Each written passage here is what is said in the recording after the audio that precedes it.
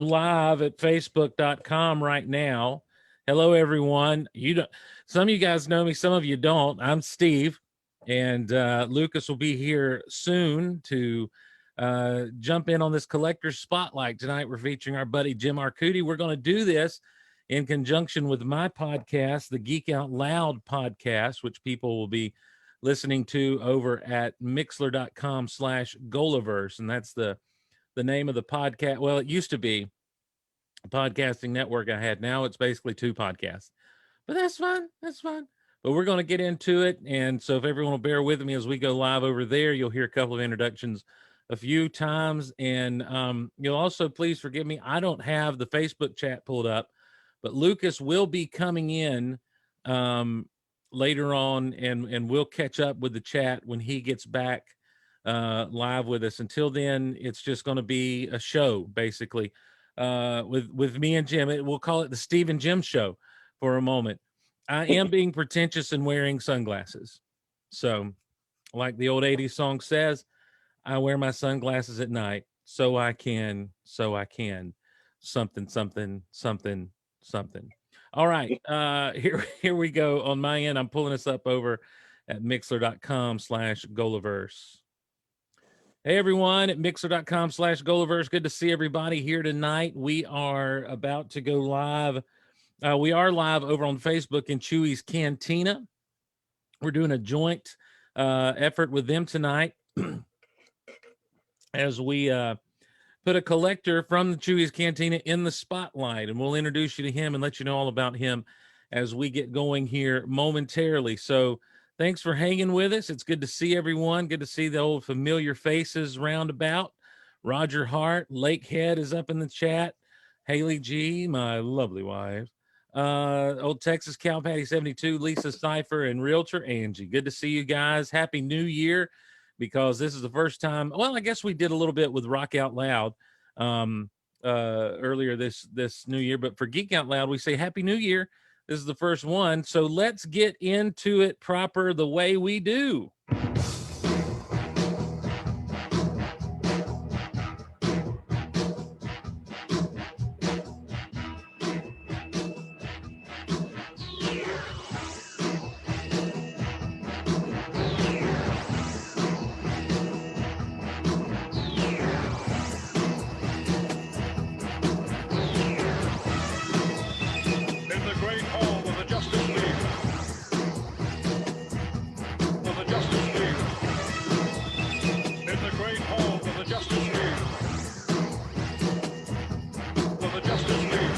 Well, on this episode of Geek Out Loud, we've teamed up with Chewy's Cantina to bring you a collector's spotlight. Our good friend, Big Jim, who has just been a great friend, and we're going to get to know him, and we're going to talk some toys and collecting on your safe place to geek out.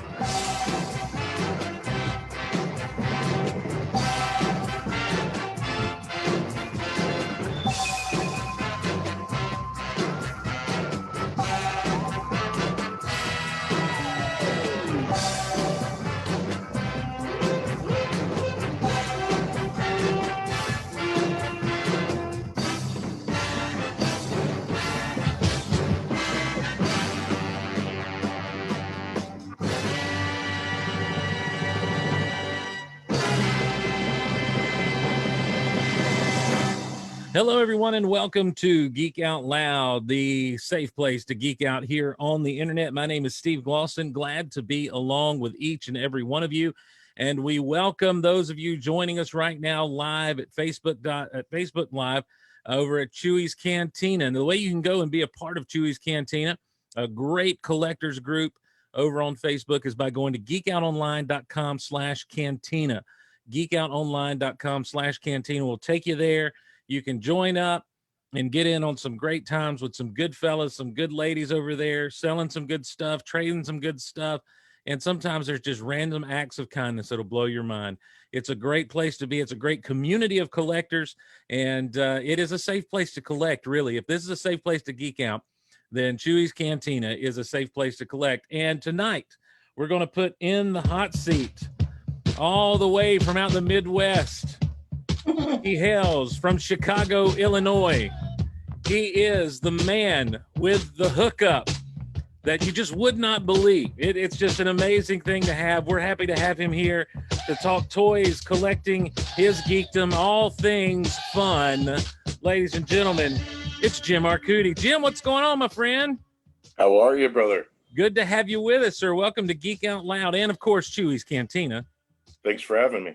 I know you're familiar with the Cantina, my friend, but Geek Out Loud may be a little bit of a different experience for you tonight.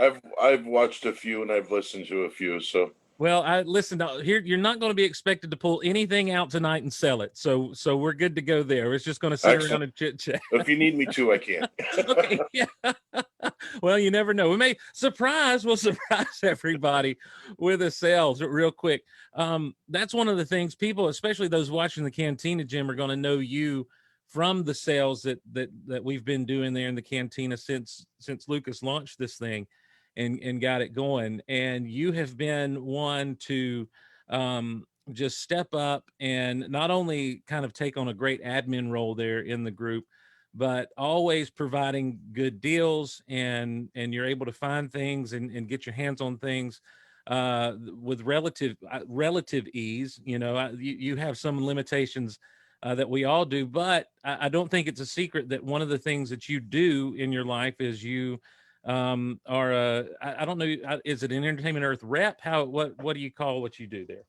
I started a Silent Toys and Collectibles, which is my business. I do shows locally and some of the other shows around Chicagoland area. And I signed up to be a wholesaler for Entertainment Earth. I was going to say wholesaler, but I didn't. I was going to say wholesaler, but I didn't want to overstep my bounds there. That sounded too. Oh, it's okay. Okay. So you've been going around to shows and stuff and selling. How long have you been doing that? Probably 3 years now. Okay. I've been collecting for a long time, but as a seller, probably 3 years. Did you start doing that like with your own collection? Like you just said, I've got too much stuff, and now I'm just going to start kind of letting the things I can let them go, and then that kind of spiraled into, hey, this is kind of fun, and or how did you get into doing this?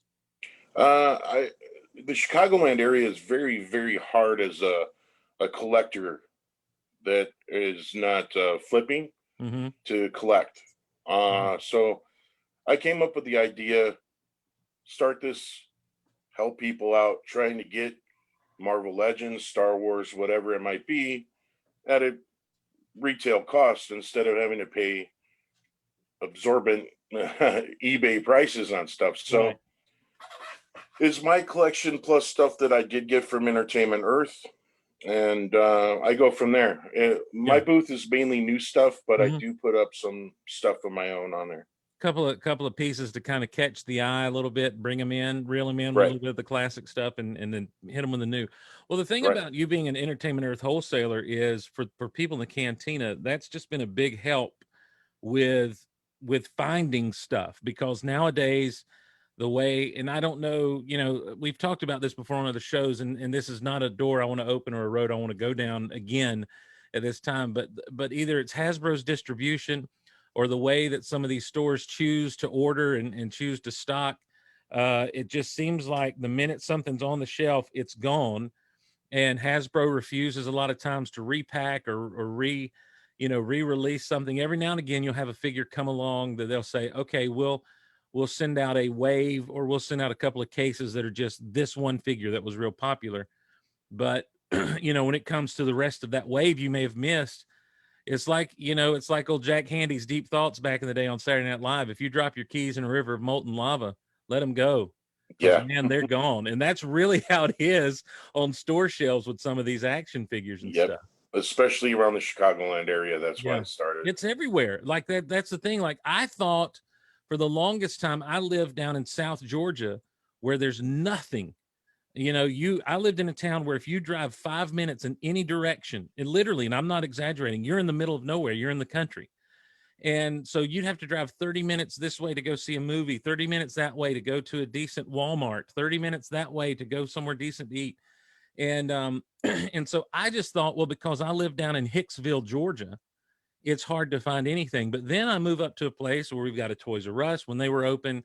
you know, there are a couple of Walmarts. There's a Target in a town that's within spitting distance, you know, same problem, nothing on the shelves, nothing going on. And so, you know, we turn to these online retailers and stuff, like you say, you know, to be able to get your hands on it. And so you being a wholesaler has really helped. I know several people, I know it's helped me, you know, in the cantina to not have the stress of, oh, I'm not going to be able to find this. And, you know, but hey, Jim's got my back. So Yeah.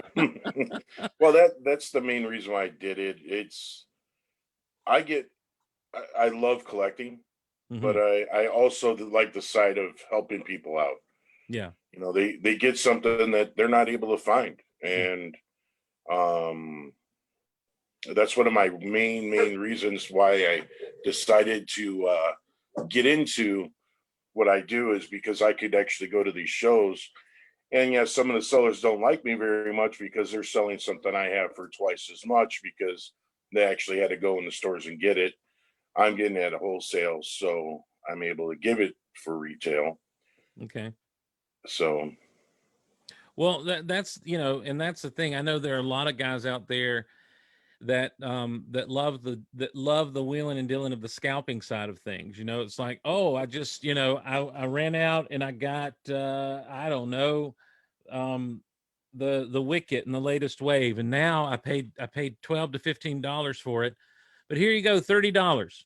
yep. You know, and it's just like within 2 days, here it is, $30, and you're just kind of like, buddy, you know, I understand making a profit on something, but if you go out and buy these things and grab these things just to mark them up 100% of what you paid, you're hurting the hobby. You're not helping. Yeah.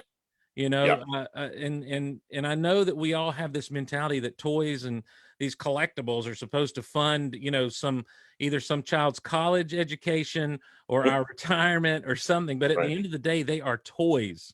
Yeah. And, you know, and the idea of anything being remotely as valuable as a vinyl cape Jawa, you know, that's made, you know, in this area is just not going to happen. Right. You know, and unfortunately, there's this cycle that becomes this cycle of scalping where, well, I bought it for 30, so I want at least 35. Yep. You know, well, I bought it for 35, so I want at least 50. But you're going to come to a point where, like, people are like, I'm not paying $50 for that. I'm not paying $40 for that. And so it's just good because I collect to collect. You know, I like what I like, and so I collect what I like and collect to collect. I don't collect with the idea of of retiring off this stuff. So it's really frustrating. And that's what I love about this group, you know, the cantina and everything is in here. It's mostly guys trying to help each other out, you know. Yep. You know, even on stuff we know we could make a certain markup on. Listen, I will never forget one of the most exciting days I ever had in Chewy's Cantina to sell was you had a bunch of excess vintage collection stock. Yep. And you just started blowing them out. And before I knew it, I had 10 or 15 figures on the way to me. Right. At a great price, though. Like it wasn't like you were like, all right, this one will be 20. It was like $5, $5. And, you know, on one hand, I felt bad. I'm like, dude, I hate he's having to get rid of his stock like this. But on the other hand, I'm like, this would never happen in a million years. This is one of those stories that I will tell, you know, my nieces and nephews for years to come. Yeah. the legend of the Chicago Arcudi. That's what But that's the greatest part about it. You're able to, that's overstock for me. Yeah. And I have that stuff in a storage unit or a storage bin or something for a year. It's not making me any money. Right. It's not doing anything like that for me. So I'm going to sell it and get some of my money back, but at least I could help people starting a new vintage collection or saying, I really like that figure. I just want it in a vintage collection style. Yep. Yeah. And it's a really cool thing. And, you know, and it's like I say, it takes the load off because collecting shouldn't be stressful. It should be fun. Right. And it really does take a load off the mind when you do that. Now, I just want everyone to know I am catching a little bit of heck from my friend Shaz for wearing shades tonight, but this is a choice. It's a personal choice I made, and we're going to do that. So I can't play the music because we don't want Facebook to shut down the feed, but Lethargic Chewy's back, and I don't know, Chewy, you may want to turn down your side of things, your volume on your side of things, because for the podcast, I've got to play your walkout music, man. All right, I'll do it. All right, all right. Mute yourself. Here we go. In 3, 2, 1, mute. Ladies and gentlemen, you know him as Lethargic Chewy. He's been on, he stars in the YouTube series Back to the Wax Packs. He is the founder of Chewy's Cantina, and we are so glad to have him here with us. It is the great Lucas Butler. Lucas, what's going on, man? Hello, friends and neighbors. Welcome in. It's good to be hanging out with Jim and you tonight. So I do like the sunglasses. They rival my nice red readers I have here. Yeah, your hipster readers. Yeah. Yeah. Well, what's going to be bad is when I'm trying to see something on the screen and I do this mess here. I'll be like, now hold on, guys. Let's see what do we got here. So that's a cool fella you got there, boy. Yeah, Lucas, I've been talking to Jim. We've been talking about, kind of the way he got into at least being an Entertainment Earth wholesaler and some of the sailing he does and everything at shows and some of the stuff that's happened in the cantina. And we haven't really dug now into the heart of the collecting bug. Jim, do you know when it started for you? Collecting? Yeah. Since I was a little kid watching G.I. Joe and Transformers and Star Wars. Nothing like opening up a brand new box or a new package or a bubble and that plastic smell and getting excited because, you mess up the stickers on it or whatever like that, but it's yours. And then you get to go destroy it. And going outside and throwing your X-Wing across the lawn to see if it flies on its own to the G.I. Joes with firecrackers. We've all done it. It's, I took some time off. And then what really got me back into collecting was the Power of the Force came out. Yeah. And I was like, okay, I didn't like it much, but I was still collecting. But then the McFarlane stuff. Oh, wow. The Dragon series, the Twisted Christmas, the Twisted Fairy Tales, stuff like that. I really like McFarlane's toy line. So I started doing that. Now, McFarlane, his toy line was that late 90s, early 2000s when he got into the toys? Because he'd been doing, obviously he had come out of Marvel doing the Spider-Man and launched Spawn and was it Image Comics that they started? Yep. And did Spawn and all that stuff. And so it would have been, was in the midst of the big comic boom. So I guess that would have been late 90s when he put his stuff in the toy realm, wasn't it? Yeah, you had the Spawn toys that went along with the comics. He did a lot with sports, baseball, hockey, that's right, basketball. I know Topps was thinking about picking him up for a while to have a Topps McFarlane kind of thing. I don't know whatever happened with that, but being a comic book guy, Spawn was Image Comics to me when it came, and you seen the McFarlane artwork and that you remember from a Spider-Man or something like that. It was really a good thing.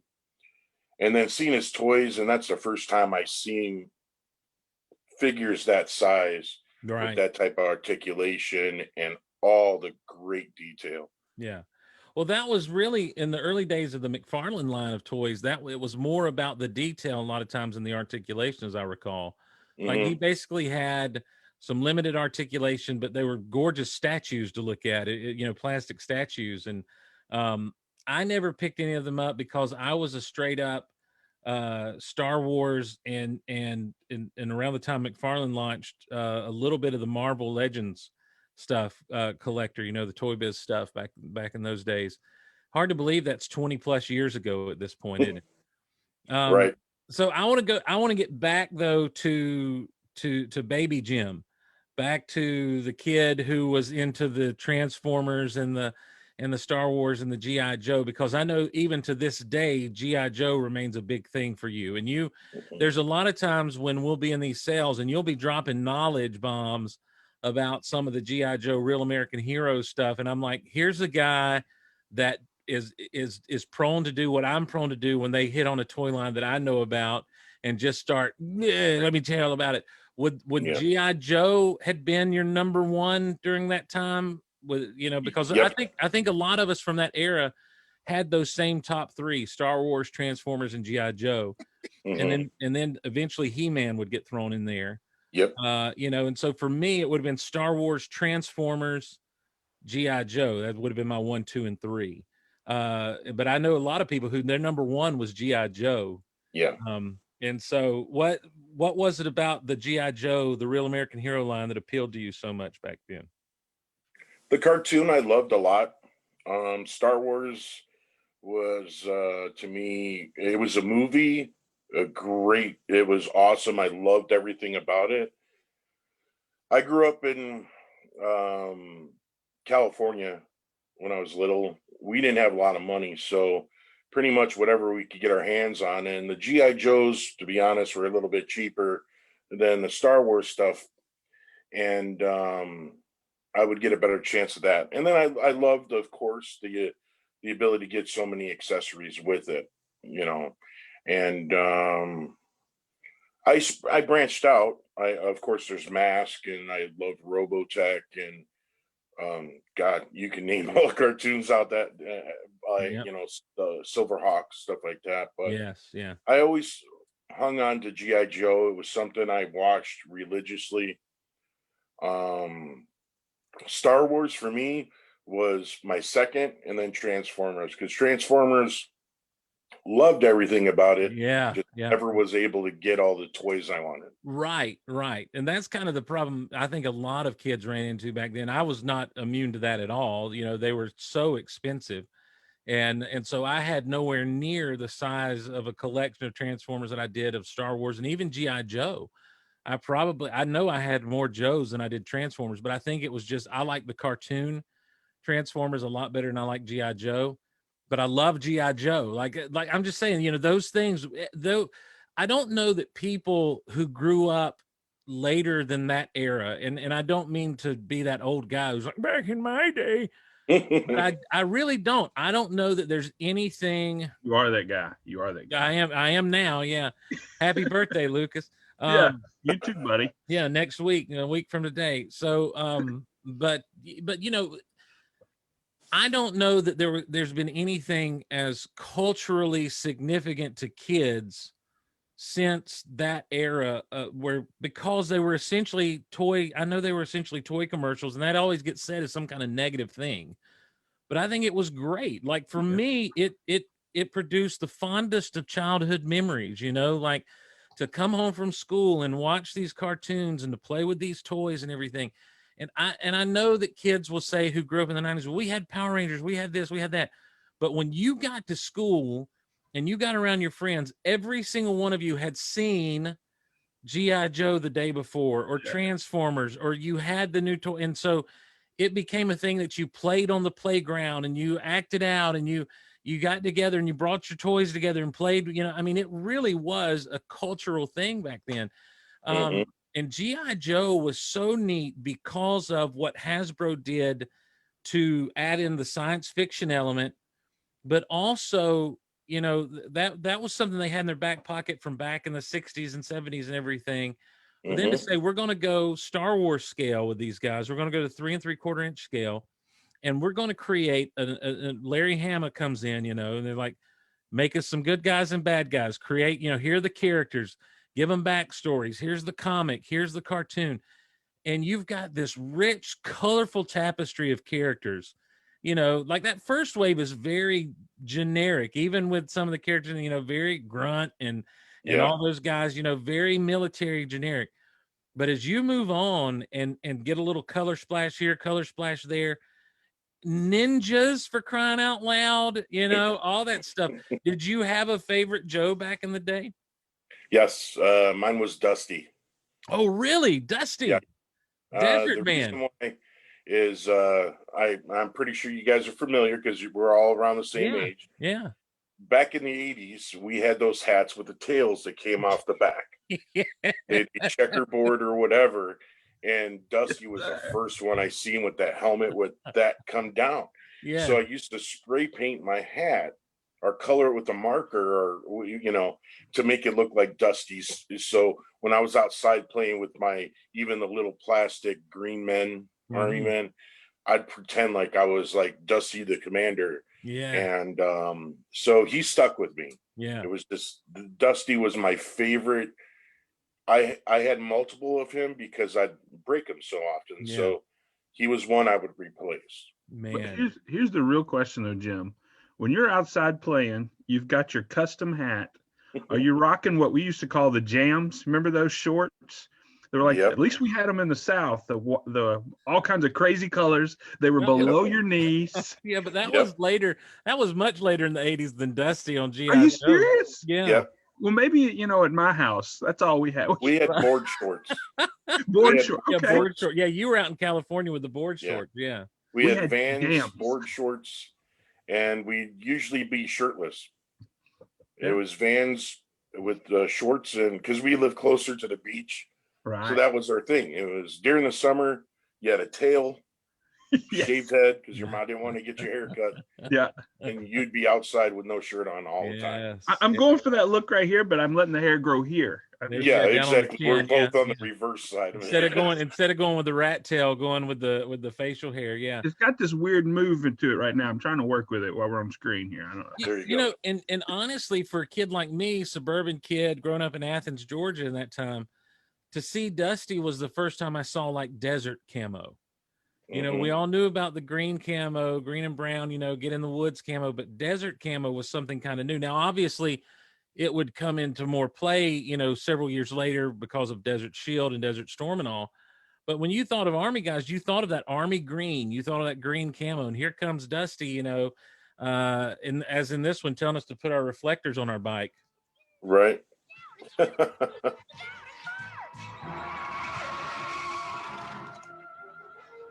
You boys okay? Dusty, we didn't see you. And I couldn't see you. No wonder. Always put reflectors on your back.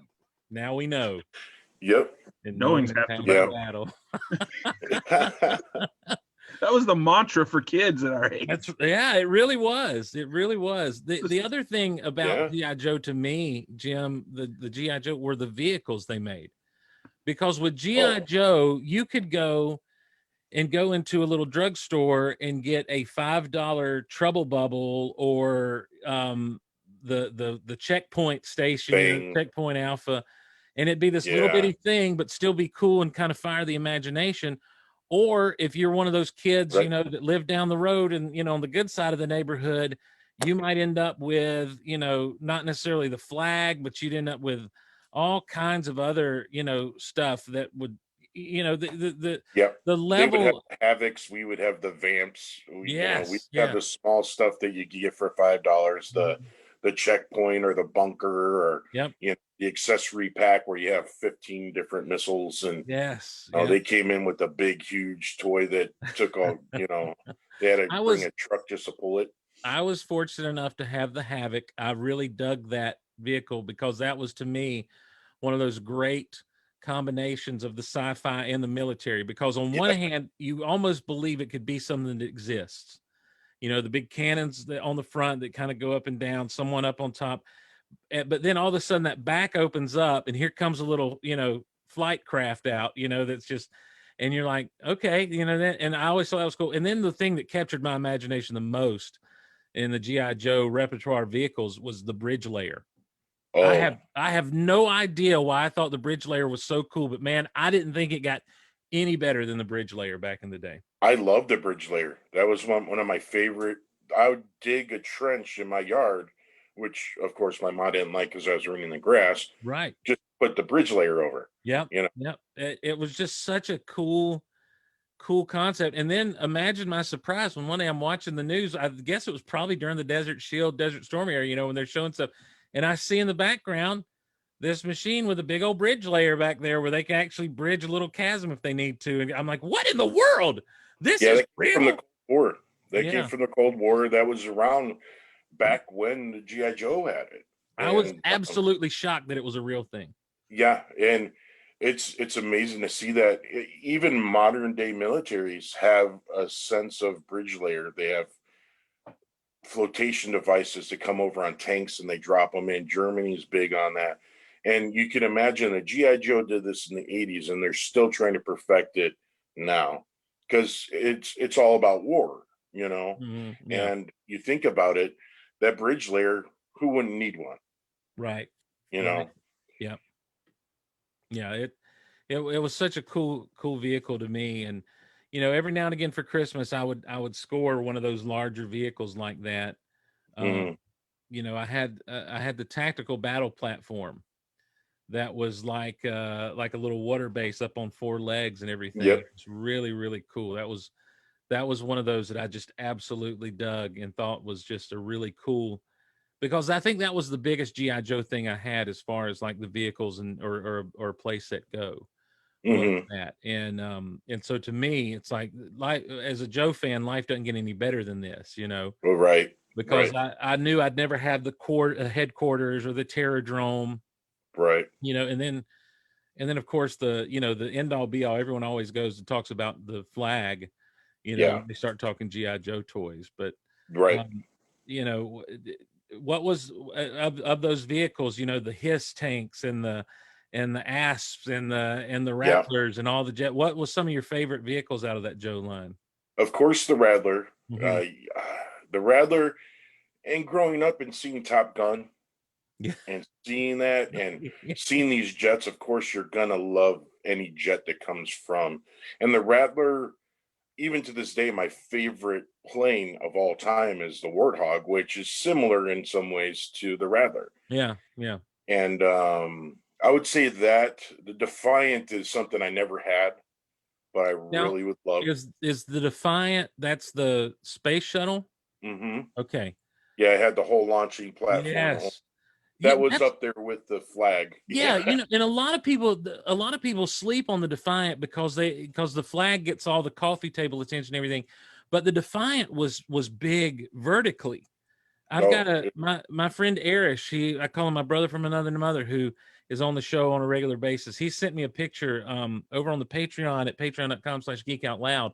We were talking a little GI Joe one time, he and myself and Adam Bray, and Erish sent me a picture of him as a kid standing next to the Defiant box that he'd gotten for Christmas. And that thing was almost as tall as he was. And he was, he was double digits age at that point. Like he was right. starting to get growth spurts and stuff. And so I was like, I never realized it was that big. Right. Another big vehicle that Hasbro did for the GI Joe line was the Whale early on, the Oh, the hovercraft. Whale by far. I have 3 of them now. Really? I love them. The Whale. I graduated from the water moccasin. When I was a kid, I could Yes. only have the water moccasin. I played with that in the tub. Yeah. Anytime there was water, it was there. Yes. Because they float. It was Yeah. amazing. Yeah. Yeah. But then I graduated to the Whale. The Whale to me is That's it, huh? That's yeah. the one. Wow. Yeah, I'll collect whales until the day I die, I think. I Because it's had a magnificent platform. It has yeah. depth charges, it has everything. It even comes with little motorcycles. So I mean, Yes, that is so cool. I had the water moccasin, and of course the driver was Copperhead. yep. And I remember him being the driver, and I think one of the things that stuck out to him is he had Greedo colors. Like Yeah. he really did. Like the old Kenner Greedo had the Yep. same colors on him as the Yep. Hasbro Copperhead. But such a great line of toys. Over Yeah. Lucas, I said when you get here, I'd let you man the chat if anyone Yeah, watching on Facebook Live has anything to say or add to yeah, the we've had a conversation. lot of folks chiming in, just kind of reliving the glory days with you guys, enjoying the discussion, chiming in about, hey, I remember having this, I still have that. But those watching on Facebook, if you've got a question you want to throw out there to Jim or Steve or whatever, that way we can, kind of find out a little bit more about the collector in the spotlight, Jim. So I'm sure those questions will be welcome, and we'll be monitoring those as we kind of work through things. But yeah, everything so far is just everybody reliving it, Yeah, just like we are right now. So we're getting a little bit over here on the Mixler.com. People saying Daniel Andy says his oldest brother won a toy chest in a contest that was filled with GI Joe toys, and unfortunately Joe was banned in their house and he had to give it away. Oh. That's sad, Daniel and Indy. That's yeah, that's not fun. And then John Phillips says Masters of the Universe was frowned upon. I guess in his house, the toys, not necessarily the show. He says, and I know that was true of several people that ran in my circles where Masters of the Universe kind of got banned in their house for some reason. Because the Skeletor, it was Skeletor. It was the thing back then. Parents hated Skeletor. Yeah, I know for me, running the conservative Christian circles that we ran in, my dad being a pastor and everything, it was the sword and sorcery aspect of it. It was the Dungeons and Dragons, because this was the 80s, and everything tied back into all that other junk and all. But now my parents were pretty cool about the Masters of the Universe.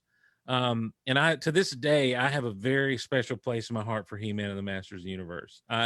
It's been all I could do to refrain from collecting these origins that have been so that Mattel has done such a great job of distributing, even with the Walmart exclusivity to it. Mattel has done a fantastic job of distribution with those things. Oh, amazing. If Hasbro, I know Hasbro is more of the adult version now, if you want to say, because of back and forth with different toy lines, but Hasbro's the be all say all, right? If they would take a little bit of criticism / advice and say, maybe we should pour more into it. Yeah, I know the new G.I. Joe line, the 6-inch, they didn't expect it to be that popular. Right. I knew it was going to be popular a year ago when they were asking me for pre-orders. And that's what I knew about it before they released it. Yeah. And of course, it's a confidentiality thing where I can't say anything or I'll lose my account. But I'm like, these are going to be popular. If they have anything like the Black Series to me is amazing. Yeah. Especially with the new boxes. I can't. Yeah, I do like those new boxes a lot. Yep. Change my collection altogether for sure. So. Yeah. But you look at it, if it's even close to that, I wanted it. And then they came out, the Snake Eyes exclusive came out, and everybody started wanting it. Then they really did a turn with that Target stuff. Yeah, that's one of those things that, and anytime we start talking about modern toys, I slip into this, and I try not to, but I don't understand the exclusivity. Do it. Yeah, I know. I don't understand the exclusivity stuff with Target. That's been a disaster with everything they've done. I was going to ask you about these new G.I. Joe toys. I know, like you say, the Black Series for you is kind of the end all be all with Star Wars, and Hasbro has gotten, that's a line that I think has progressively gotten better. I think the Black Series have improved in quality over time. And they were pretty, and they had a pretty good starting point when they did the 6-inch Black Series, started out with pretty good quality, but I think they've improved along and along. I think they have done more. I think they've done more tooling and stuff on the Marvel Legends side of things, because I still don't think they make a lot of money off of their Star Wars license. But then to look and see the 6-inch success with Legends, with Black Series, and then go to, well, let's try G.I. Joe now. With what you've been able to see and get your hands on, how do you feel about that line? Are you? I like it. Outside of the distribution stuff, are you pretty happy with it? Oh yeah, I am. Some of the Cobra Island stuff, I didn't like the variations that they did with it, but they still look good. Yeah. Love the Cobra Commanders. Snake Eyes looks amazing. Yeah. In both, the exclusive, the box set is this. I mean, it's like gold. It's amazing, the stuff that came in that. Roadblock stuff like I honestly think that they didn't know it was going to blast off like it did, so they're just kind of like filling holes. They're like, oh, let's make a new Roadblock. Oh, well, we already have one of them. Oh, let's make a new Cobra Commander. We already have 3 of those. Right. Yeah.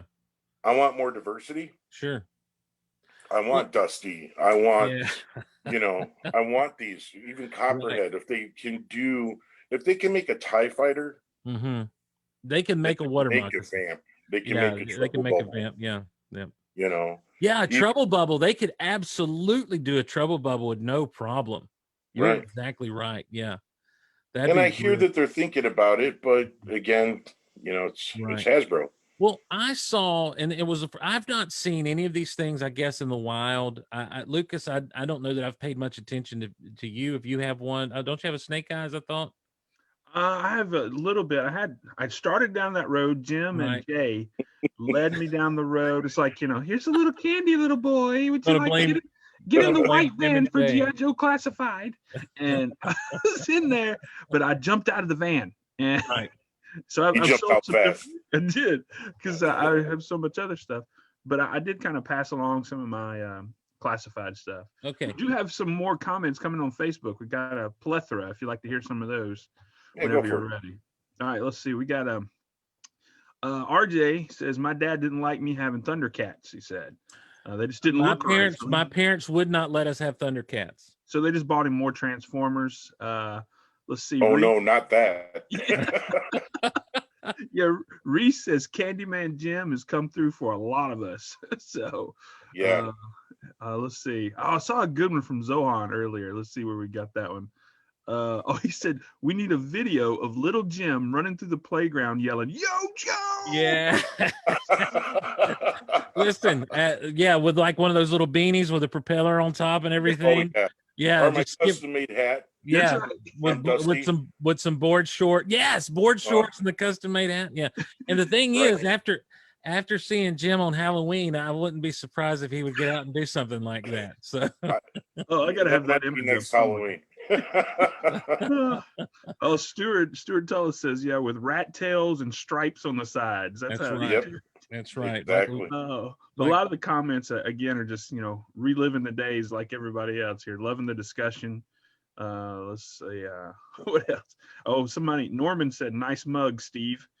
So this big old thing, water.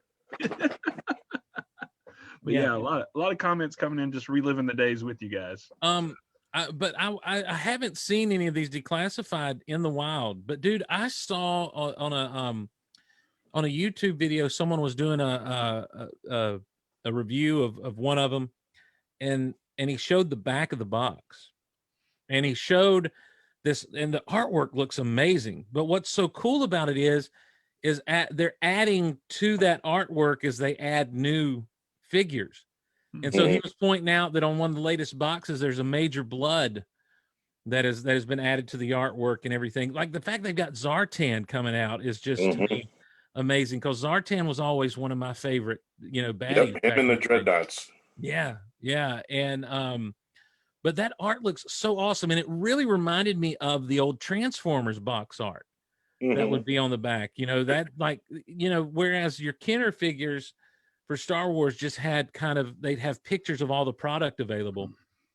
The Transformers had this great image on the back with like the Autobots and the Decepticons in a battle in space, and so then it would, then as the years change and the different waves change, like that art kind of changed throughout the years. I think there were 2 or 3 different versions of that, battle on the back of and that's what they had the little red thing on the bottom. Yeah, the tech specs. Yeah.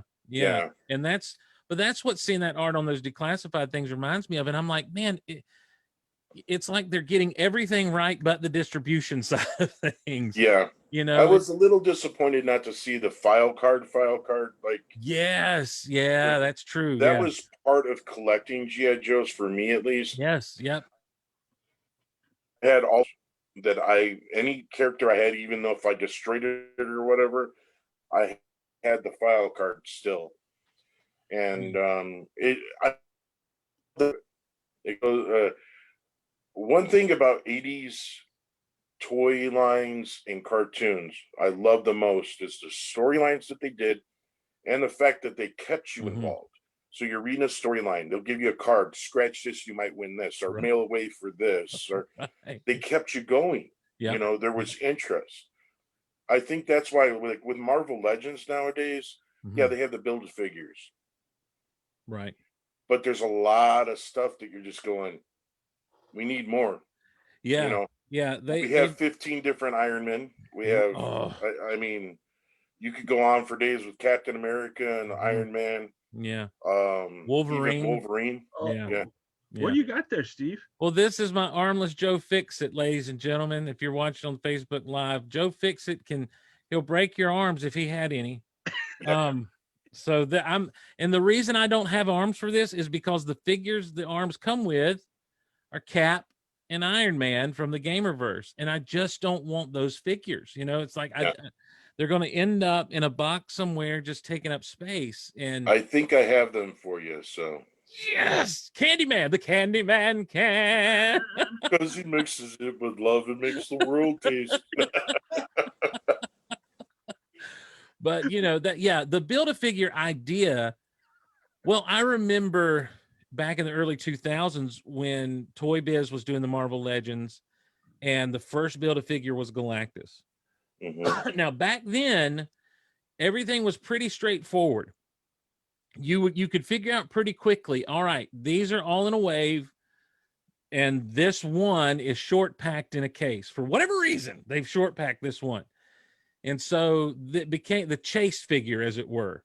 Right. And then also what they would do with those Toy Biz Marvel Legends is they would have, say, I don't have one nearby, but let's say they had the Hulk, you know, and they'd have the Hulk, and he would be there, purple pants, big green body and everything.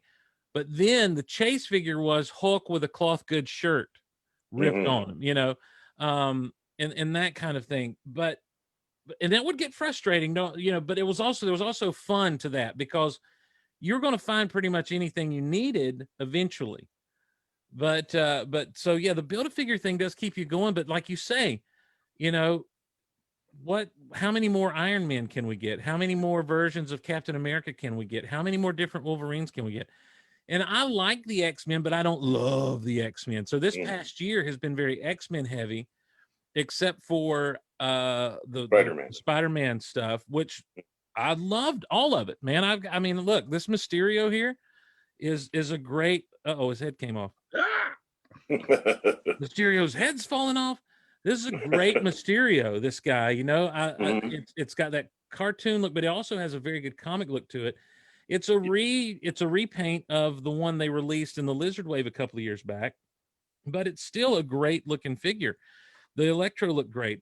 The Peter Parker looked weird, you know, but people were raving. I skipped on the Spider-Man because I already had a Spider-Man, but then people are raving about how much better that Spider-Man is than the Spider-Man I've got. I'm like, oh, I should have got him. But you know, but ultimately, their character choices get a little strange sometimes. But the Stiltman wave that's coming out, I think they're all pretty much home runs. Well, the Stiltman is going to be a problem. The Ninja that the legs come in is there's only one per case. You're kidding me. So you'll get a case of 8 figures, but there's only one Ninja in it. Wow. So now you have, what is it, a 6-inch segment for the legs in each one. Yeah. That's gonna, I mark my words, that's gonna be, if not right now, but in the future, people are going to try to build that as tall as they can. Well, sure.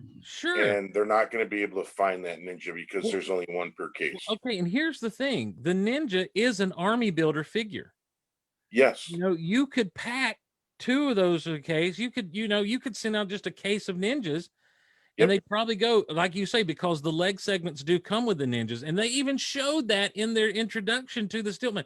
The guy had Stiltman like way up here. You know, 3 feet tall, and he's like, so you can buy well, no, you can't buy the Ninjas you need because you're putting them 1 to a case, Hasbro. Yep, exactly. Wow, I didn't realize that. That kind of makes me sick to my stomach. But I just got 3 cases in on Saturday, and one of my guys out here that usually buy the Marvel Legends from me, he's like, I want all your red, not Red Ninja, I'm G.I. Joe, sorry, but your Ninjas. And I go, okay. And I open the box. I'm like, wait, there's only 1 per. I'm like, oh no. He goes, how many are you going to give me? I'm like, 3. He goes, what? I'm like, yeah, that's all I have, because that's all that came. You know, unless you order, I ordered a case of them because I know they're army builders. So yeah. The thing is again, it's just going to be one of those things that is going to skyrocket, because eventually people that want to actually build that figure to be taller than 6 inches, they're going to want those. Even the segments themselves are probably going to be out of this world. And that's the thing. And it's such a crazy character that they would put out there, you know, Stiltman. But in that wave, they've got the Frogman, you know, which is just an absolute, and it's a beautiful kind of concept that they would even do that, you know? And so, like, on one hand, you're like, way to go, Hasbro. On the other hand, you're like, come on, Hasbro. Right. You know, Yeah. It's a roller coaster of emotions when you deal with Hasbro. it really is. It You're really like, is. this is amazing, but this sucks. And when my wife's not listening anymore, I have to talk to you about that Marvel Legends wave. But anyhow, You got some questions. Got some questions. Come in. Okay. From Dan and Ricardo, both, great members of the Cantina. Want to know, Jim, what is, if you could pick one or two pieces, what are two pieces of your collection that like are your favorite, Ooh, that's a great question. Yeah. My favorite right now, hands down, is my Joker bust. It's a life-size bust from Sideshow. Okay.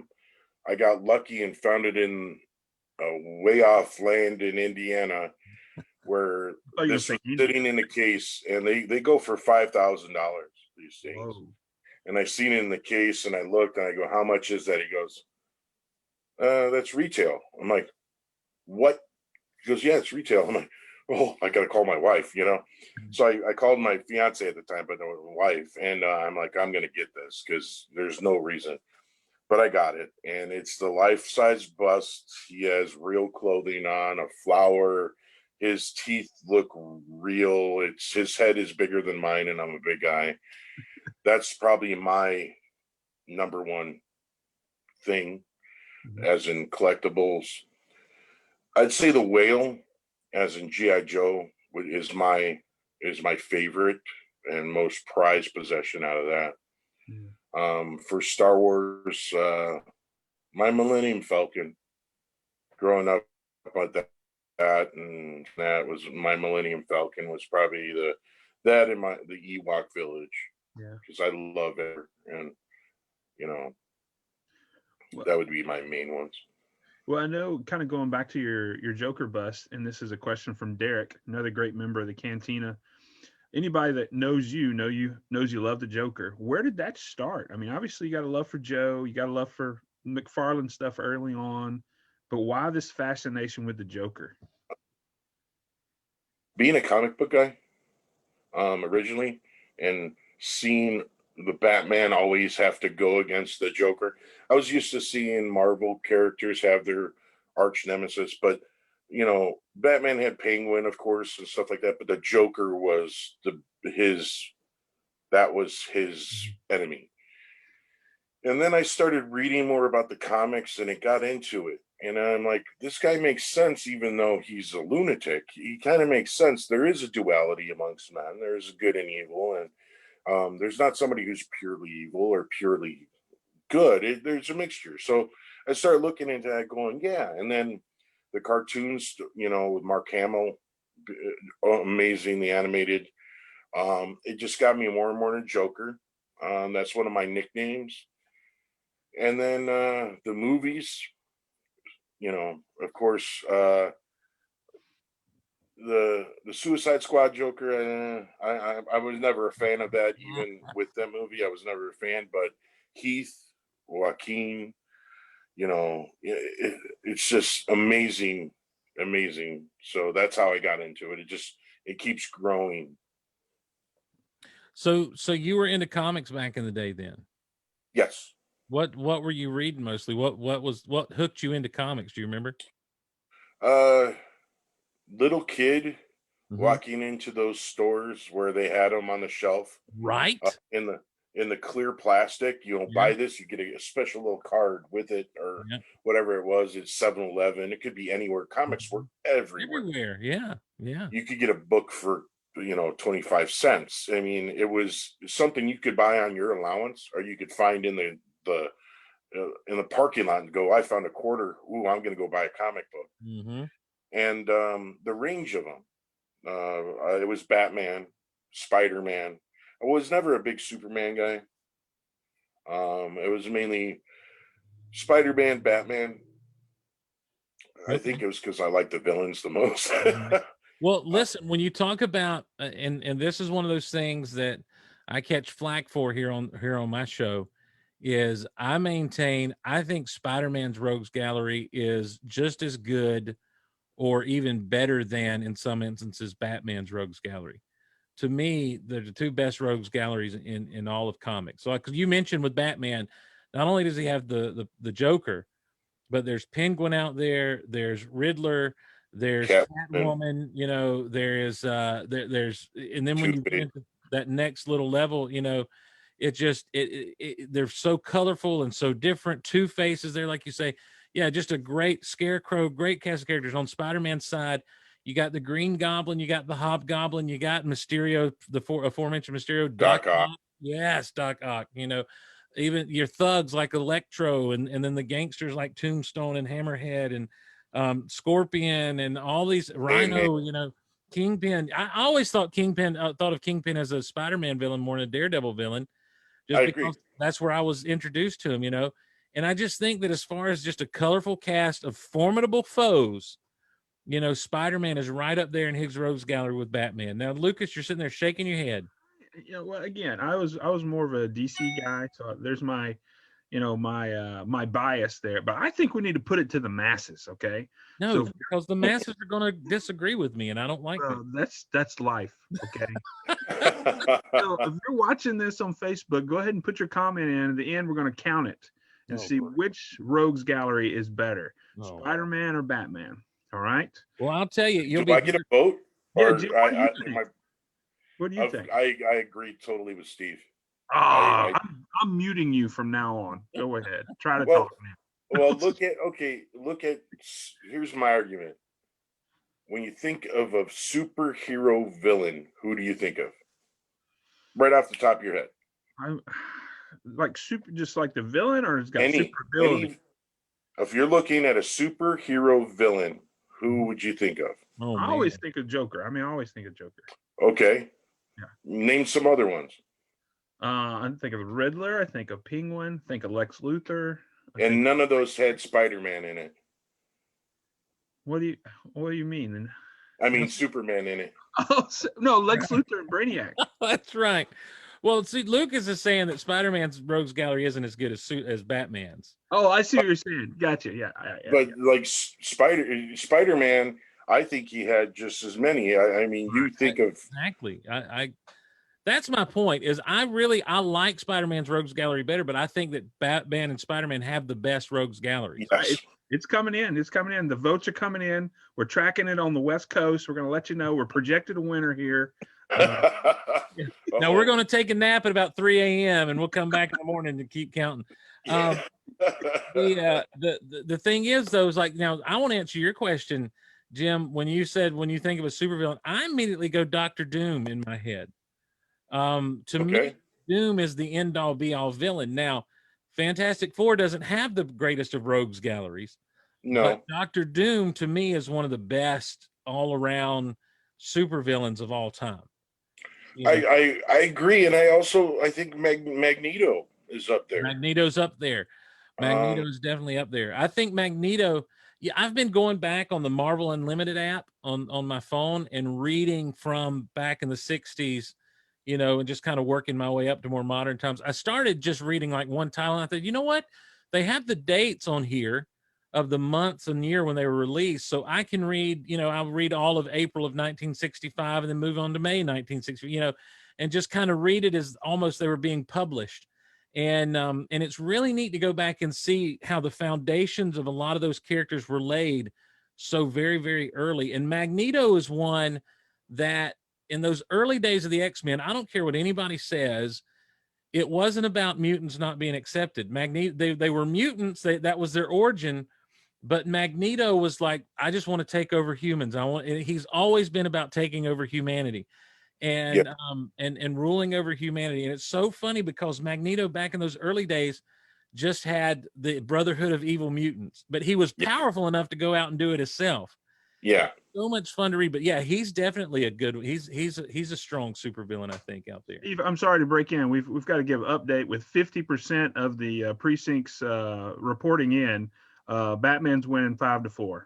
Well, I tell you what, I'm coming over here on the Mixler chat, and where there are, I know, at least 500 electoral votes, and I'm seeing Spider-Man. They have listened to you so long, they are brainwashed. That's fine. That's fine. Even though I'm partial to Joker, of course, I definitely would say when growing up, seeing the old Spider-Man cartoon, the Green Goblin, yeah, the laugh, yep, it was just it just got you. It just Mhm. got you, and even the new movies and stuff with you have Venom, you have Mhm. all these different things. You could actually imagine it now. Yeah. Before it was just a small little cartoon, but now you're actually seeing movies with these characters in it, and you're just like, yeah, that was amazing. Yep. Yep. And then there's of course failures, but well, RJ's reporting from the Facebook side. They just found more votes for Spider-Man in an old shoebox. That's right. That's exactly where we found them. We found it in a long box. We found it in a comic book long box. We found a bunch of votes for Spider-Man. We probably need to let have a suitcase here that are going to have to wait. Oh my goodness! Well, there was another question here. I don't want to take us too far off track where we were, but Stuart Tullis says, "Is there a classic vehicle or playset that you would like to see new and improved? Any line, and what can make it better? So, is there some playset or vehicle from back in the day that you'd love for them to re-release and make it better?"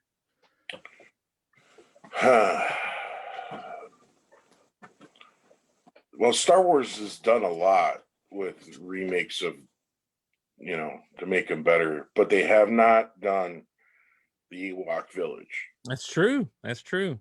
The Ewok Village, to me, I think would be an amazing redo in vintage collection form. If not, something to bring out more of the Ewoks, because the Ewoks, no one hates the Ewoks.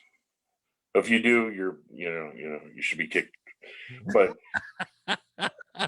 to me, my favorite battle scenes were Hoth and Endor. You heard it here Love first. the biker scouts. Love the ATSTs. I love it. The AT-ATs to me, I used to look at the Sears catalog and just go, I'm never going to have you, but I'm going to play like I have you because you're in the Sears catalog. That's right. That's it, brother. But I would say with Star Wars, it would be, it has to be the Ewok Village with G.I. Joe. There's going to be a lot of people that are probably going to get mad, but I would like to see a redo of the Defiant. You can't. I mean, yeah, you could do stuff with the flag, but the flag is just so. You need a garage for it, right? Yes, it's awesome and all, but I think size, I'd go with Defiant. Yeah, those would be the two. I don't think I'm alone when talking about things always Hasbro. Here's the thing: if Hasbro today released a vintage collection style Ewok playset, it would be the base of a tree, and they would charge you $50 for it, and pack in 2 figures. Buy 10. Yeah, and if you buy 10 of them, then you can build the whole actual village. Yeah. And so you spend $500 to buy all these different bases and limbs, and you can do that. That's what. And then Walmart will have the exclusive pit with the little crank on it for cooking, and you'll never find it, so it'll never be complete. Yeah. Get the elevator. Right, and you can buy the net at a Target in a Target exclusive. Yeah, right. But if there's only one given in a box, so those now, will or they'll do it as a Hasbro Pulse, and it'll be a $750 gimmick. Where they're using actual trees that they have preserved in resin, and but don't forget, you get that exclusive Wicket. Right. That's going to be one of the boost goals. One of the you get the boost when you get. I would love to see, and I think, and this is something I've heard talked about for years with Star Wars, is do a Death Star play set, and if you want to release, and if you want to actually sincerely do sections of the Death Star, do a build a play set kind of release with it, and wave 1 may be the trash compactor and a couple of things. Wave 2, but they all connect together to make a big playset, because I think I'm with you, Jim. I love the Ewok Village playset as a kid. It was one of my favorite things that I had. And I didn't think it got any better than having an elevator on one tree, a boulder on another tree, and a secret passage on another tree with that net underneath. I didn't. To me, it's like toys will never get better than a secret. It was so simple yet so fantastic. Yeah. But then I got to have my brother's Death Star playset. And this thing was, I mean, like you had the elevator, which every kid loves an up and down elevator, you know, whether you're cranking it on the tree or whether you're getting to do. It had the trash compactor in there. It's got the drawbridge deal. It's got the gun on top. And I'm telling you, man, I just think that those two play sets, the Ewok Village and the Death Star, are two of the best things to come out of toys ever. You know, the Millennium Falcon is a vehicle and a play set. You know, I get that, but I'm telling, gee whiz, I really do dig the old Death Star play set, and I'd love to see them redo it. Well, they've done bits and pieces of it here and there. I've got a Power of the Force, you know, detention block play set from the Power of the Force 2 line and everything. But I'd love to see them do something like that. G.I. Joe side of things, I don't know, because, you know, for me, especially if they're going to do 6-inch scale stuff, I think that I don't think you go wrong with any of like what used to be the smaller things.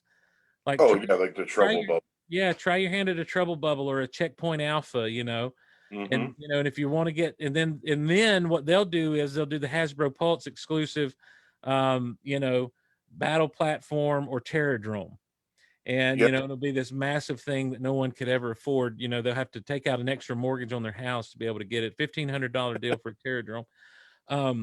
I do like what they did with, you know, the sail, the barge. I really, the sail barge, amazing.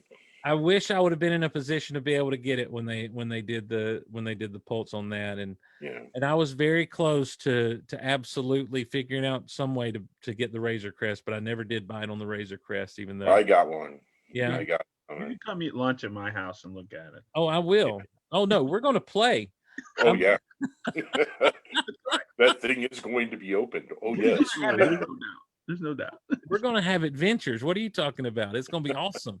It'll be live here on Facebook. I'm going to bring the big Millennium Falcon, and we're going to have Millennium Falcon meets the Razor Crest, and it's going to be awesome. Yes. And then you'll just see me running back and forth going, "Yo, Joe." That'd be great. That'll be perfect. Our eyes will love it. Well, you know, back to Mattel and what they're doing with the Masters of the Universe Origin stuff. Like, they have retooled the old, basically they pulled up the mold and have just retooled a little bit the old Castle Grayskull. You know, I think it's a very, very good line that I don't think it's getting the credit it should. And just because there's so many people that are with their blinders on going, it has to be either Marvel Legends or Black Series or Star Wars or whatever it might be. They don't realize how fantastic these figures are actually coming out. It's $16. It's amazing. And it's $16 a pop.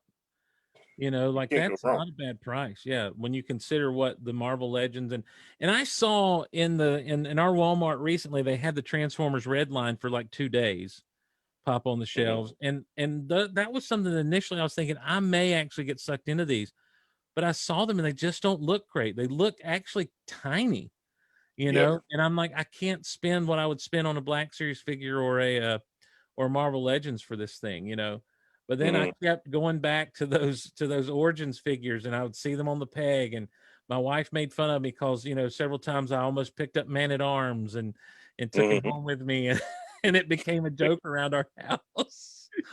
I think we all enjoyed.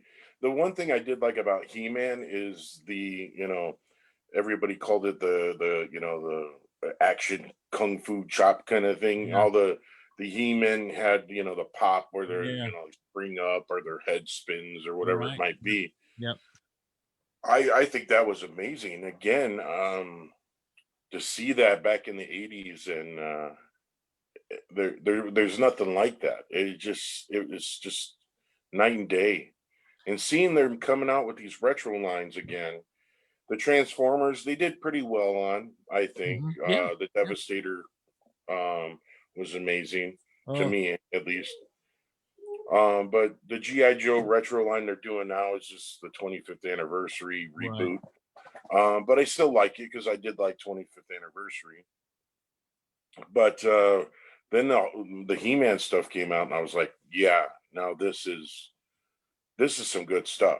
Well, I really liked it. because what they did with the He-Man is they actually took the old stuff and they basically said, we're just going to give you what it was. Whereas Hasbro is like, here's the old stuff. It is what it was, but it's exactly what it was. With He-Man, it's like, you know what? Our leg systems were messed up back in the day. The lack of articulation at all on the arms, other than at the shoulders, was kind of a mistake. But here's what we're going to do. We're going to give you what you had as a kid, and we're fixing the problems that were there. With this Castle Grayskull playset, it's like instead of having little cardboard cutouts of things and labels, we're actually going to make little plastic, design. Insert. Yeah, Luke got the Origins He-Man there, and it looks great, This guy's awesome, man. It looks just like, I mean, a little blonder than it was, but it looks amazing. It's an amazing figure. And now they've got, now that they're doing the more wide distribution, these waves that are coming out are absolutely amazing. They've got the battle armor He-Man and Skeletor coming out.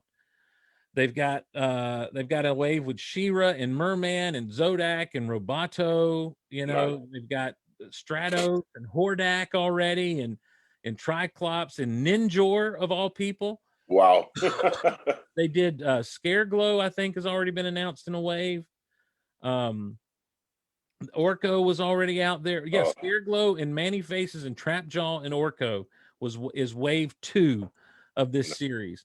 You think Scareglow is like, that's the most one of the most obscure figures out there. And it's like, here you go, wave 2, right here with some of the big hitters. Right. Wasn't that one of the premier figures that everybody was searching for back in the day? Yeah, it was like it became, I think Scareglow might have been like one of those that was late in the production. Yeah, I think so. Kind of like the last 17 of Star Wars, because I think he's actually supposed to be like the ghost of Skeletor or something. Is who he's, and so now you guys remember the He-Man cartoons where you had to find Orko throughout the cartoon, and then he'd reveal himself at the end where he was, right? Oh yeah. Well, now I hate to break it to you, Jim, but I don't think Orko was the one hiding. I think that was the She-Ra cartoon, and the little rainbow bright looking guy was hiding in the background. Oh, I thought it was Orko. I thought there was something with Orko too. I thought Orko would come out and do it.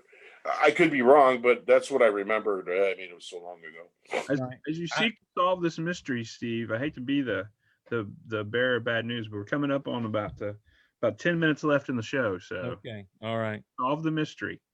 But I'm not saying you're wrong. That's what I remembered it as. I'm saying you're wrong. Well, all right. I'm digging it real quick. This is what we call. I have no. Y'all can keep talking. I'll find it. I just want to stare at you on the Zoom call. All right. Well, the character who did that in the She-Ra cartoons, because he'd come out at the end and say, "Did you find me today?" And his name was Loki. What did he say? Did you find me today? Oh, that's what. Oh, okay. Yeah. His name was Loki. Oh, how about that? And a lot of times he didn't have much to do in the actual cartoon, but Orko was an actual character that had a lot to do on the cartoon. And I'm looking here and I don't see, I Googled Orko hides in He-Man, and what came up was Loki from the She-Ra cartoon. Okay. So, I still think I stand corrected. I'm not bowing out. I think it's hidden in the archive somewhere. And they well, listen, and I'm one that'll admit that I'm wrong. That's fine. We'll stop looking for that information about 3 a.m. tonight. Yeah. And, we'll get back together about 10 in the morning and reveal what We'll also tally the votes. I think Batman's still ahead, 6-4. Well, over here on the mixer, we've got at least 1,500 electoral votes for Spider-Man as having the best Rogues Gallery. Oh well. But with our the great thing about the 80s, even the 90s, I'm not going to throw Teenage Mutant Ninja Turtles out because they were great. Sure, yeah. Everybody could talk about it. Everybody enjoyed it. Yep. I remember going to school. There was garbage pail, little muscle figures. You go and trade.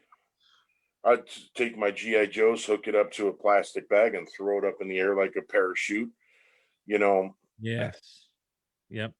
I think it brought a lot to you as a child interacting with other children. Yep.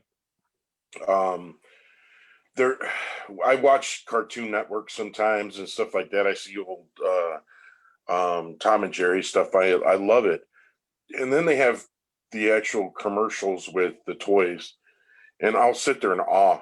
I could honestly watch the cartoons commercials with the toys in it forever, because it brings me back more to when I was a kid. Yep. And I love it. I can't get enough of it. And I think now the toys and action figures are more geared towards people like us than the actual children. Of course, you have American Girl, you have all little lines and stuff like that. But doing shows, I see more adults than kids. Right. It's just what it is. Yep. You have the kid holding on to daddy as he's picking up $100 figure, and he's like, I want this. Well, we don't have enough money for that. You're gonna have to eat crackers today too, kid. Yeah. Here's some top ramen. Yeah. A question came in from Thor over in the cantina. He said, what's your favorite Transformer, Jim? If you got one. I'm gonna say Starscream. Wow. Jim liking the bad guys. I like Starscream just because of the jets, of course. It's just a thing of mine. When growing up, that was a thing. It was jets for me. I love the Constructicons. I love the the Insecticons. I love the Dinobots. Yeah. I do, and of course Optimus Prime, but I would have to go with Starscream. Well, Lucas, you said we got to wrap it up here. Yeah, it's time to wrap it up. We've had a good, solid group that's been hanging out with us. This was fun, guys. Thanks for having me. Yes, sir. Jim, thanks for being the one willing to be the guinea pig, man. I think it was a great success. Oh, I love it. Anytime. I love talking toys.